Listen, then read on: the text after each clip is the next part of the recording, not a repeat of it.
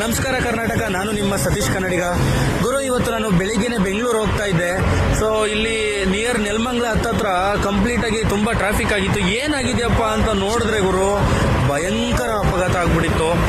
So ತುಂಬಾ load ಇರುವಂತ ಒಂದು ದೊಡ್ಡ ಲಾರಿ ವೋಲ್ವೋ ಕಂಪನಿಯ ಕಾರ್ ಮೇಲೆ ಪಲ್ಟಿ ಆಗ್ಬಿಟ್ಟಿದೆ.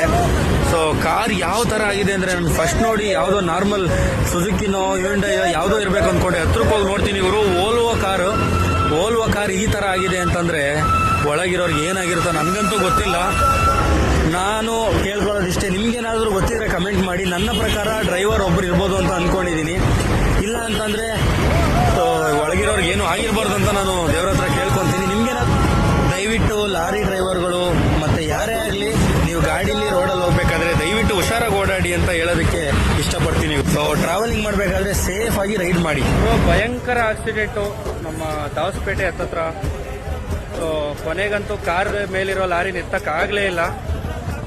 ದಯವಿಟ್ಟು ಹುಷಾರಾಗಿ ಓಡಾಡಿ ಗುರು ಅಂತ ಹೇಳ್ತಾ ನಾನು ನಿಮ್ಮ ಸತೀಶ್ ಕನ್ನಡಿಗ.